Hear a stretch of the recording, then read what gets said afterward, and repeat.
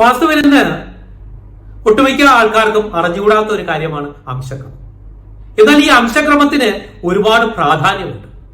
നിങ്ങളൊരു വീട് ചെയ്യുമ്പോൾ അതിന്റെ കന്നിമൂലയിൽ ബെഡ്റൂം കൊടുക്കുന്നു, അതിന്റെ ബാക്കിയുള്ള കാര്യങ്ങളൊക്കെ കറക്റ്റ് ചെയ്യുന്നു, അളവ് കറക്റ്റ് ചെയ്യുന്നു. എന്നാൽ പോലും അതിന്റെ നീളവും വീതിയും തമ്മിലുള്ള അനുപാതത്തെ ആണ് അംശക്രമം പറയുന്നത്. അത് പാദോനം എന്ന് പറയുന്ന അതിനകത്തേക്ക് പെട്ടുപോയാൽ അത് നിത്യദാരിദ്ര്യവും ദുരിതവും ചെയ്യും. ഇത്തരത്തിൽ നിത്യദാരിദ്ര്യവും ദുരിതത്തിനുമുള്ള വീടുകളൊക്കെ ഞാൻ പരിശോധിക്കുമ്പോൾ അവയെല്ലാം തന്നെ ഈ പാദോനം എന്ന് പറയുന്ന അളവിൽ പെട്ടതായി കാണുന്നു. ആ അളവിൽ നിന്ന് നമുക്ക് അതിനെ മാറ്റാൻ സാധിച്ചാൽ അത് വളരെ ഈസി ആയിട്ട് നമുക്ക് ഒഴിവാക്കാനും സാധിക്കും.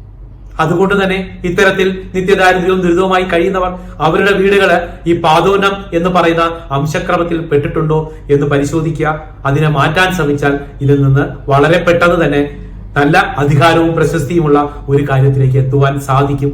അതിന് നിങ്ങൾ ശ്രമിക്കുക.